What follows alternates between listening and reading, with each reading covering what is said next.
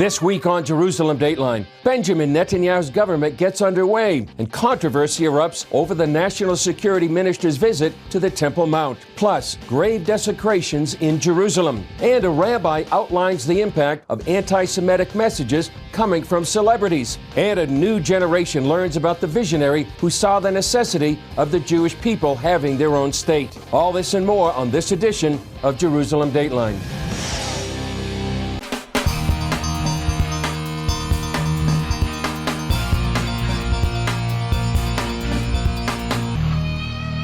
Hello and welcome to this edition of Jerusalem Dateline. I'm Chris Mitchell.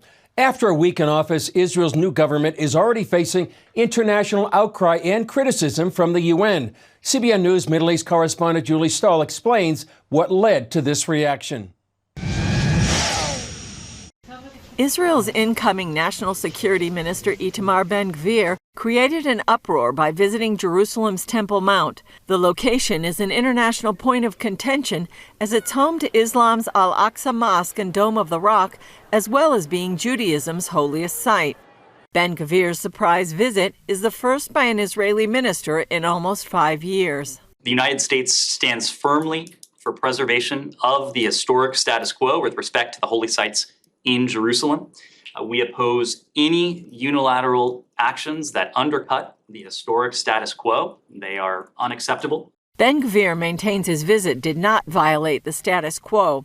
While Israel's High Court guarantees freedom of access to the Holy Plateau, including freedom of worship, Israeli police prevent anyone other than Muslims from praying there out of fear of disturbances. The Temple Mount is open to all. Muslims and Christians come up here, and yes, also Jews. In a government I'm a member of, there will be no discrimination, and Jews will come up and visit the Temple Mount. We make it clear to Hamas that we aren't surrendering, we aren't capitulating, we aren't flinching. Palestinians threatened retaliation that resulted in one rocket launched towards southern Israel that fell in an open area. The Israeli minister Ben-Gvir's storming of the blessed Al-Aqsa Mosque this morning constitutes a serious challenge to the emotions of our Palestinian people. This provocative behavior by the right-wing government will open the door wide for real waves of escalation, all of which have repercussions for the entire region. A statement from Prime Minister Benjamin Netanyahu's office confirmed that Israel is committed to maintaining the status quo on the Temple Mount. We will not be dictated to by Hamas.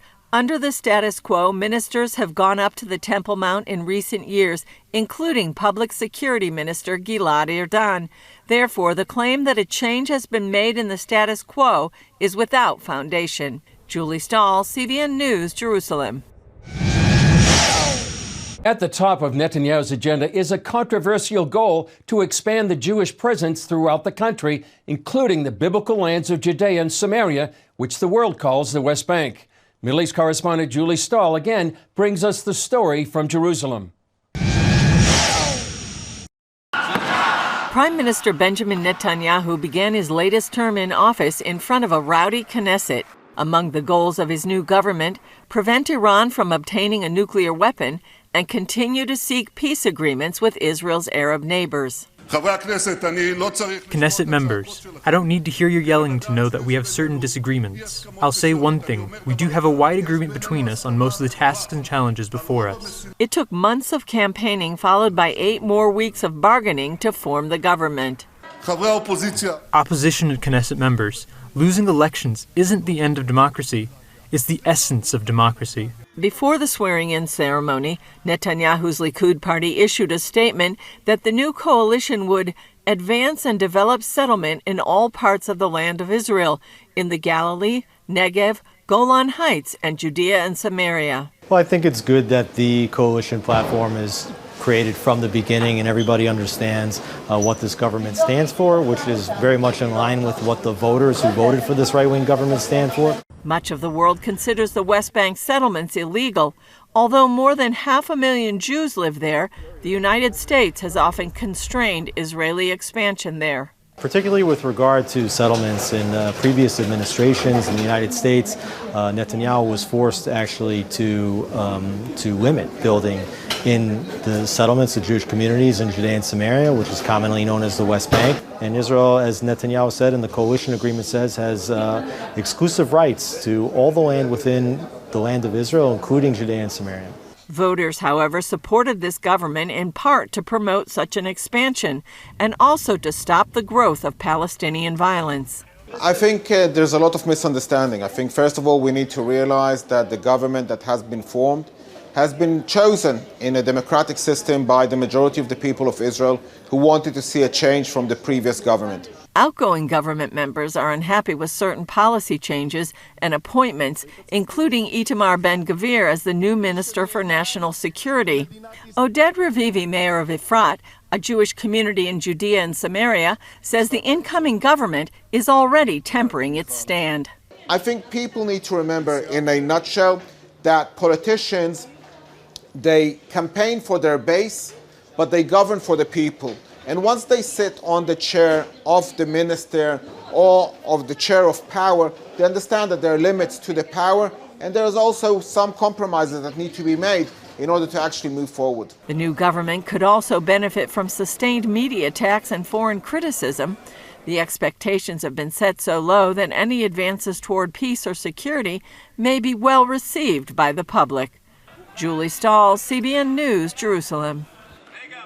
Dozens of Jewish Israelis paid a solidarity visit to a Christian cemetery in Jerusalem after it was desecrated, apparently by Orthodox Jews earlier this week. As Middle East correspondent Julie Stahl reports, many are calling for stricter punishment for hate crimes. Security camera footage on social media apparently shows two Jewish men wearing kippahs or yarmulkes entering the cemetery. Then they pull over tombstones and damage graves. It has been vandalized in an ongoing way over many years, but several days ago the vandalism was quite severe. At least 30 tombstones were destroyed. Many of those tombstones had crosses. So this was certainly an act of bigotry or anti-Christian vandalism. David Pileggi of Christ Church, part of the Anglican body that runs the cemetery, has seen a rise in acts against Christians over the past few years from a group of religious extremists. We're calling upon the state to take firm action, and not only to repair the cemetery, which we think they should do, but at the same time toughen the laws against religious hate crimes. In a statement, Israel's foreign ministry condemned the vandalism, saying, "This immoral act is an affront to religion and the perpetrators should be prosecuted." Since its establishment, the State of Israel has been committed to freedom of worship and religion for all and will continue this policy. The cemetery is more than 150 years old. Buried here are many generations of Protestant men and women who came from Europe and the United States to serve the people of the Holy Land. We have buried here teachers, doctors, pastors, Bible translators. There's Horatio Spafford, who wrote It Is Well With My Soul. There's Bishop Michael Solomon Alexander, the first Jewish bishop in Jerusalem after a gap of almost 1,800 years. Conrad Schick, the first archaeologist and the first town planner, the first architect in Jerusalem. Following this attack, dozens of Israelis organized by Tag Meir visited the cemetery to express their solidarity with the Christians and urge their government to act. I came here today because I'm sad and ashamed to be standing in this very important historic graveyard of people who have built Jerusalem and people who have lived and loved Jerusalem. Their graves were desecrated, and this must never happen in any place in the world for any religion, and of course not here in the holy city of God. The atrocities have been made by individuals that we don't know how many people give them the back wind, but we are here to say, if you cannot fight the darkness, you're supposed to enrich the light and nourish the light. My family arrived in 1809, and here I see tombs from that period, and they probably knew them. And to see the desecration of these tombs by Orthodox Jews is something that's totally unacceptable, very much like it would be unacceptable to see desecration of Jewish tombs in Europe. It is an act of hatred, of violence, which has no place in modern Israel, and these are the heritage of the country. Pileggi says in addition to its history, the cemetery is still in use today and has a huge spiritual significance. We take inspiration from the lives of these saints, their love, their self-sacrifice, their humility, their willingness to spend a lifetime here helping and bearing witness to Jesus, the Messiah, and to remember with gratitude the grace of God and how God used very ordinary, simple human beings often to accomplish His purposes in this country. Julie Stahl, CBN News, Mount Zion Protestant Cemetery, Jerusalem. Up next, a rabbi describes the new face of anti-Semitism and how it surfaced in 2022.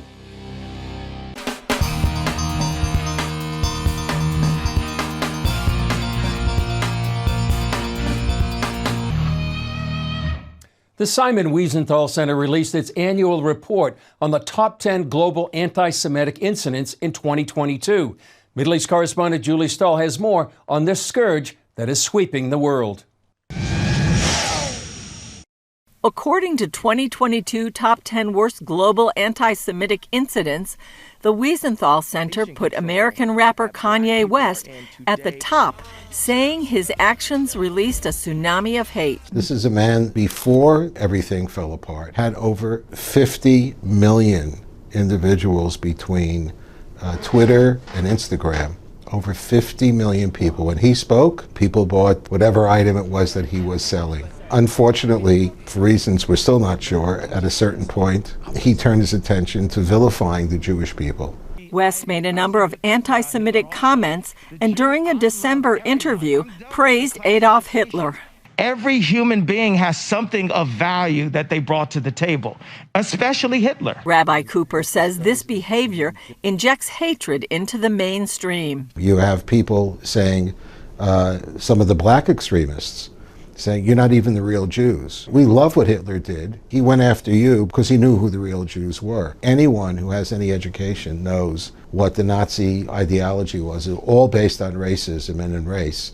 And, given the opportunity, God forbid, if they had won, imagine what would have happened to black people. Concerned about the spread on social media, Cooper went directly to Elon Musk after the billionaire acquired Twitter. In this new free speech, non-censorship era, that he would find a way to deal with extremism and hate speech targeting not just Jews, but all groups. According to the report, FBI Director Christopher Wray confirmed that some 63% of all religion-based hate crimes in the U.S. target Jews, who make up only 2.4% of the U.S. population. You have now, in the recent hate crimes in the last few days and weeks, you see spray painted, Kanye was right. It used to be Hitler was right. So we have seen already the weaponization of those words into deeds. It's been a horrific year. The January attack on a Texas synagogue by an Islamic extremist from the UK also made the top 10. Shows up on Sabbath morning at the Coleyville synagogue, comes inside, takes the rabbi and the rest of the people there hostage for hours because he wants to get the release of a prisoner at a federal penitentiary nearby who's a woman affiliated with ISIS.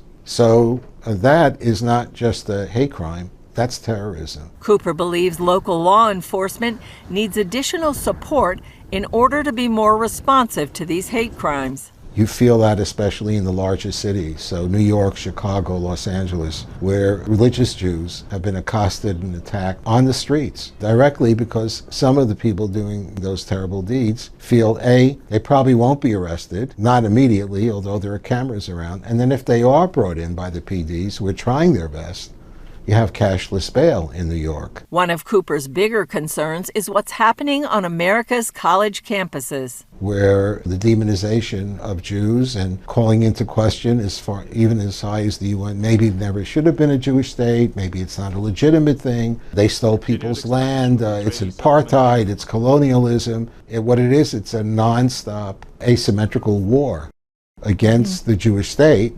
And in terms of the local Jewish community or students and sometimes faculty, they're roadkill to these campaigns. And he emphasizes that it's not just in the U.S. Others include the statements that are made by a variety of diplomats working for the United Nations, specifically UN Human Rights Council, extreme anti-Israel bias. The new special rapporteur for Palestinians, a woman from Italy, is an anti-Semite. And the problem there, again, it's human rights, it's the United Nations, and there is no price to pay. One high-profile event happened at a joint press conference with German Chancellor Olaf Scholz and Palestinian Authority President Mahmoud Abbas in Berlin. At one point, Abbas said Israel was guilty of 50 Holocausts against the Palestinians. It took the chancellor a day to respond. There are millions of Europeans who want to believe, in fact do believe, that what the Nazis did to the Jews in the 1930s and 40s, Israelis are doing to the Palestinians today. So when he gives that speech, he knows exactly what he's doing, who he's trying to reach, to promote and spread another big lie, and to do it in Berlin, of all places. Cooper points to the Abraham Accords as one of the biggest accomplishments leading to positive change because leaders on both sides were willing to take risks. One of the greatest disinfectants for bigotry and stereotypes is you actually meet someone. You meet the other. He says the Jewish people need allies to stand with them in this fight. Cooper adds the overall goal is to remove anti-Semitism from mainstream culture and put it back in the gutter where it belongs. Julie Stahl, CBN News, Jerusalem. Coming up next, teaching the next generation about a man some called a prophet, and whom Benjamin Netanyahu called a modern Moses.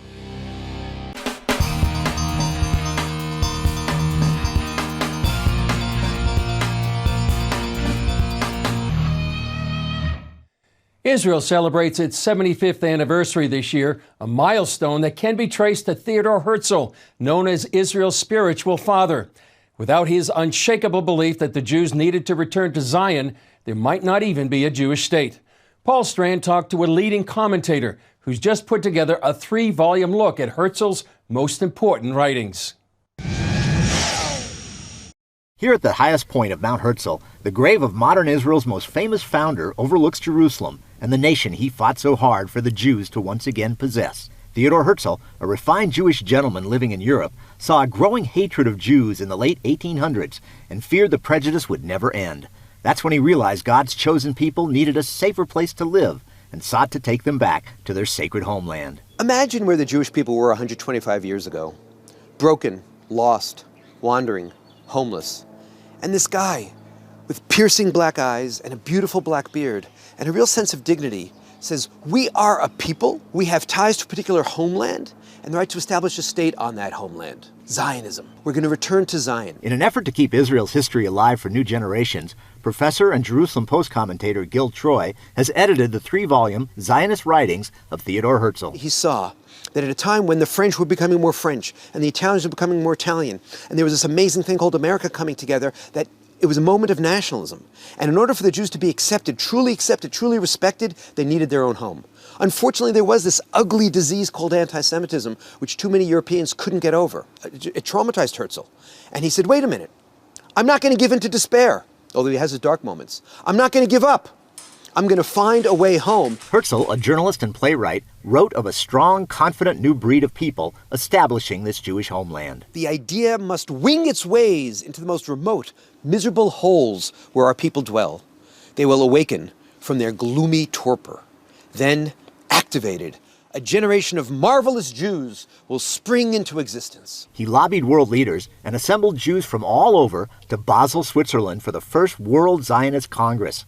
That set off a powerful Zionist movement and led to a prophecy. August 29th, 1897, he calls together 208 Jews. And by the way, says, meet in formal dress because we're dignified people. We're not losers.